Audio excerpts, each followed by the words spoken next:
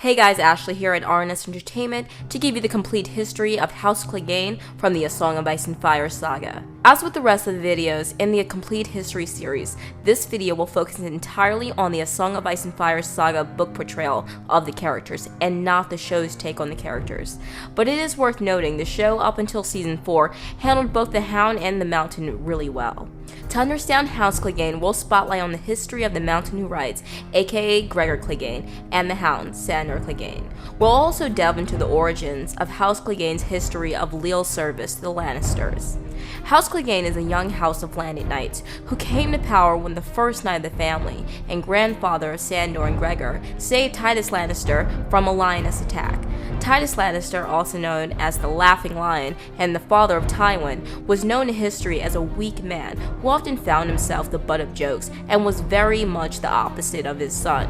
One day while hunting, Titus came between a lioness and her prey, and one of his horses was attacked. Before the lioness could move on to him, it was the Clegane kennel master who raced out and saved his life. The kennel master would lose a leg and 3 dogs, ultimately saving Titus, but he gained a knighthood, lands including a tower house, and Titus took his son to Squire back at Casterly Rock. The newly formed House Clegane would immediately come to be defined as fiercely loyal bannermen to the Lannisters. The sigil of their house pays homage to the 3 dogs who gave their lives in the lioness attack and displays them running on a yellow field. Their seat is at the aptly named Clegane's Keep, which is located southeast or northeast by some accounts of Lannisport and has a fearsome reputation set in place by the most recent lord, Sir Gregor Clegane.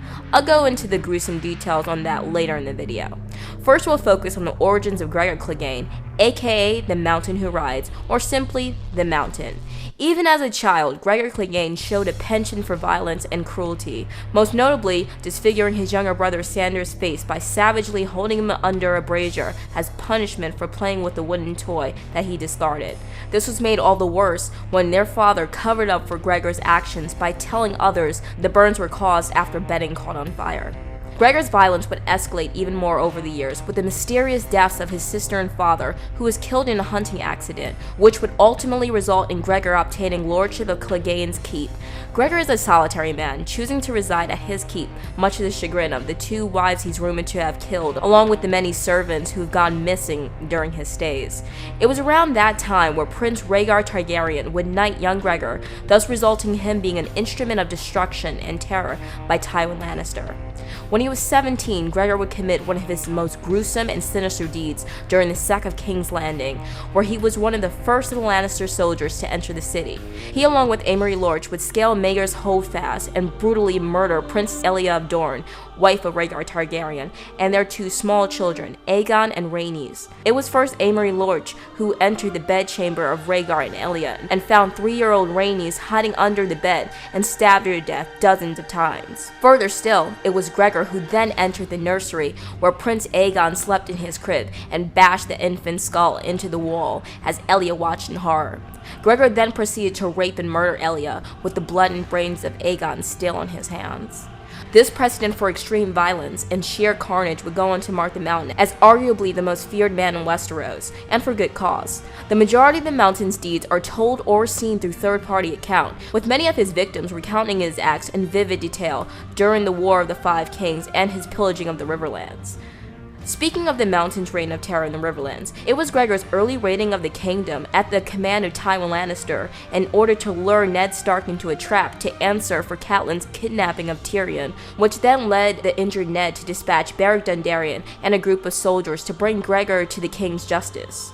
These early clashes would signify the beginning of the storm before the outbreak of the War of the 5 Kings, with Gregor and his band, known as the Mountain's Men, going on to unleash chaos in the name of the Lannisters. After Robb Stark declared himself king of the North and set south with the band of 12,000 bannermen, the War of the 5 Kings officially commenced, and Tywin wasted no time dispatching his own army of thousands to invade the Riverlands. The Mountain and his men met Beric Dondarrion and a host of 100 at the Mummer's Ford, where Dondarrion and his party would walk right into a trap strategized by Tywin and executed by the Mountain. Dondarrion and the majority of his men were slaughtered during what would later be called the Battle of the Mummer's Ford. The Mountain's crusade through the Riverlands proved far from over though, as Tywin charged him with the sole task of carrying out ruthless acts of intimidation, village to village, with impunity, to instead focus on the diplomatic aspect of the war. Left with zero oversight, the Mountain proved himself quite the vicious dog without a leash, committing numerous atrocities on the small folks and highborn alike. Virtually anyone deemed an enemy of the Lannisters was either put to the sword, raped, or sent to Harrenhal to work in servitude of the Lannisters. When commanded by Tywin to retake Harrenhal from Varga Hoat and the Brave Companions, the Mountain and his men easily retook the near-deserted castle and put nearly all the inhabitants to the sword. As for Varga Hoat himself, the Mountain had his limbs chopped off one by one and the wounds cauterized to prolong the torture. The limbs were then cooked and fed to Hoat as punishment. Roast goat is what they mockingly japed as the torture ensued. After the conclusion of the War of the Five Kings with the Red Wedding, the Mountain is once again sent off to the Riverlands by Tywin, but this time to search for Jaime. This was also part of a larger scheme hatched by Tywin, who essentially killed two birds with one stone by sending his most ruthless bannerman to seek out Jaime's return, and perhaps more importantly, it kept Gregor far from King's Landing by the time of Oberyn Martell's scheduled arrival to the city. Oberyn Martell, brother of the murdered Elia Martell, arrived in King's Landing in his brother Doran's stead to accept his spot on the small council.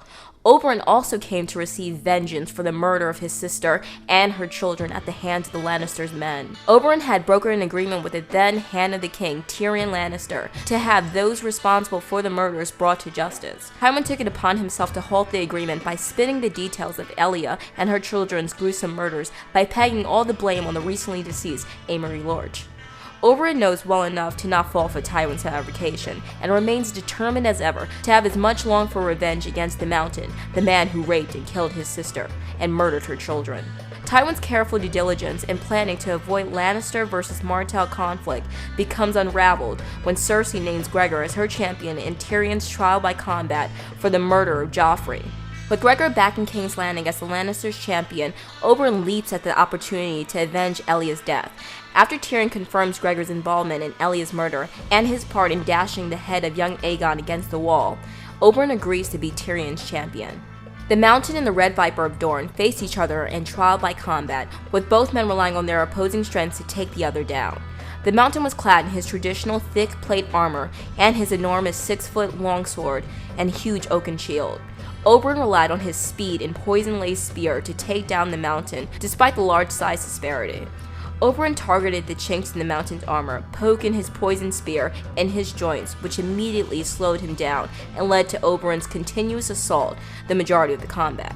However, Oberyn's hubris would result in the tide somehow turning in Gregor's favor. When Oberyn approached the collapsed Gregor to deliver the final blow, Gregor's huge mailed fist reached out and grabbed him. Gregor used his residual strength to take down the near-victorious Dornishmen, and from there, Gregor smashed Oberyn's face and gouged his eyes before a horrified crowd. As the slaughter occurred, Gregor openly confessed to the murders of Elia and Aegon, thus creating further bad blood between the Martells and the Lannisters. For a more detailed account of Oberyn's time in King's Landing and his conflict with the Cleganes, go check out the complete history of Oberyn Martell. Ultimately, both Oberyn and ostensibly Gregor are killed in the combat. But for Gregor, the poison prolonged his dying, as Qyburn soon determines after experimenting. Oberyn used manticore venom with magic to enhance its potency and draw out the pain. Fear and retribution from Dorne for the death of Oberyn, added with the Mountain's confession afterwards, Tywin acts quickly, dispatching Pycelle to heal the Mountain so that he can then be brought to the King's justice to appease Dorne. When Pycelle fails to cure him, Cersei then grants full custody of the body to Qyburn, who then takes him down to the Black Cells to experiment on the massive man in total seclusion.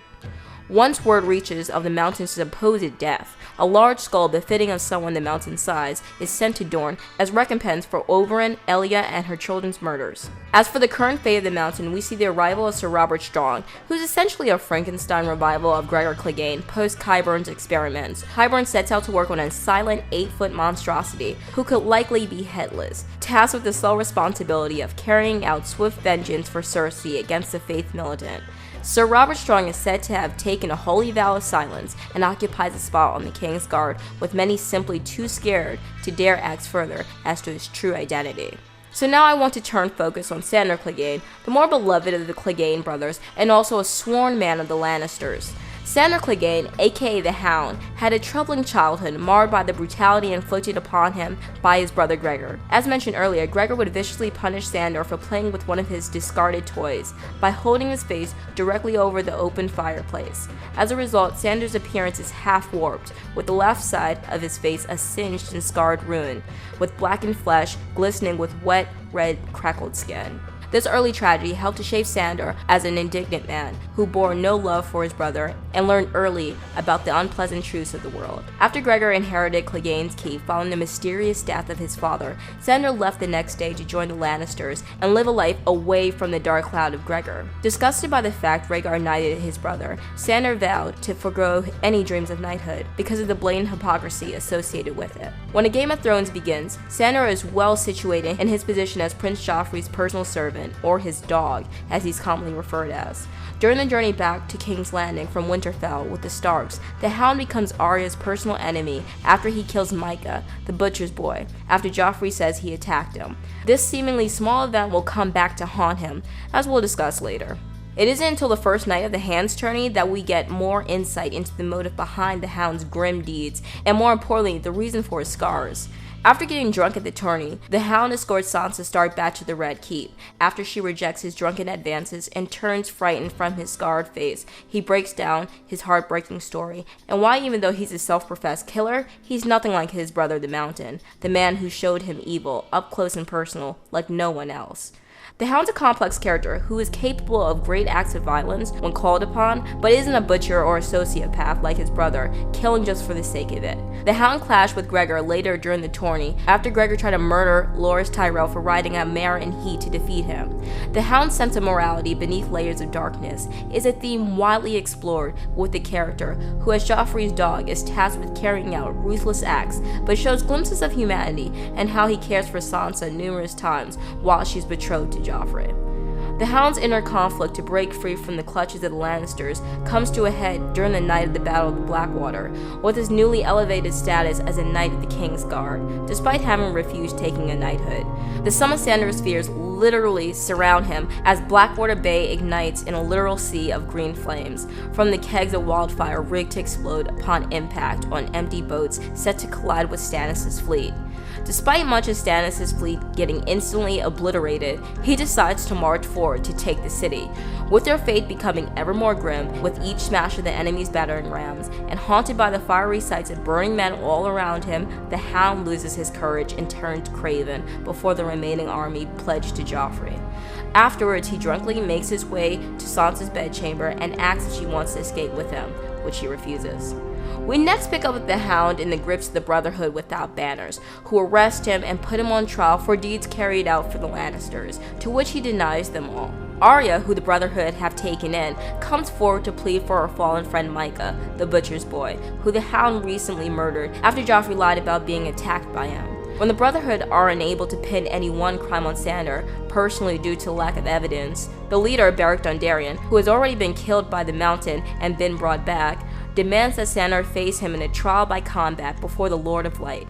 As a staunch believer in R'hllor, Beric fights him with a flaming sword, which immediately frightens the visibly scared Sandor. But despite a hangover and unnerving fear, the Hound manages to outfight Beric and claim his innocence before their god, and is then allowed to walk away with his life. The Brotherhood makes sure to strip him of his money won from the Hand's tourney, but allow him to keep his weapons and his horse Stranger. An upset Sandor soon returns to take back his money by force, but only finds Arya Stark, who in the long term is more valuable as a hostage, and takes off with her with the intentions of giving her to her brother Robb Stark as a ransom. Sadly for them, they make it up to the twins during the Red Wedding, and the Hound saves Arya from being a casualty in the mass murder by knocking her out cold as she attempted to run inside the castle mid-chaos. With Arya now an orphan, with the death of her mother and brother in the Red Wedding, the Hound struggles with finding another relative to ransom her off to. With the Tullys of Riverrun seemingly a thing of the past, and the eerie and inaccessible, the Hound's morality, through his gritty nature, has a chance to truly resonate. His care for Arya, though harsh, is often warm, and his concern for her well-being is evident as they embark on a roaming adventure throughout the Riverlands. When Sandor and Arya stumble into three of the Mountain's men at the end of the crossroads, who are aware of his cowardice at the Battle of Blackwater, a fight breaks out, and although victorious, the Hound suffers from serious wounds which begin to fester. When he's too weak to continue on, the end becomes inevitable, and he begs Arya to grant him the gift of mercy by using needles to stab him in the heart. Arya coldly refuses, still holding hate for him in her heart, and from there makes her way to Braavos. Which, to find out more about Arya's Braavos stint, make sure to check out our history video devoted to the complete history of Braavos and the Faceless Man. With the Hound dead, rumors still linger about his supposed savagery committed in the Riverlands, specifically in the tiny town of Saltpans, which was devastated in a raid led by a man in the Hound's distinctive dog-shaped helm. This is revealed to be a clear case of mistaken identity, with the rapes and murders being carried out by the brave companions who happened upon the Hound's helm after it was placed atop his grave. Now let's discuss the death of the Hound, or more accurately the supposed death. After Arya deserts him, it is the elder brother who finds and nurses him back to health. When Brienne of Tarth is led to the tiny and devout Quiet Isle in search of Sansa Stark, it is the elder brother who describes how it was Arya he was with, not Sansa, and how the man referred to as the Hound lives no longer. He lived and died by the sword and has been buried.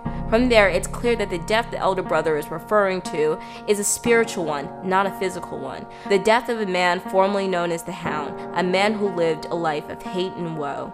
During her time in Quiet Isle, Brienne witnesses a man larger than herself, a rarity in Westeros, digging graves while nursing an injury, similar to the one the Hound suffered during the scuffle at the inn at the crossroads. He's also spotted petting a dog, which is all but a direct wink as to his true identity. The elder brother goes on to describe the heartbreaking story of the man once referred to as the Hound.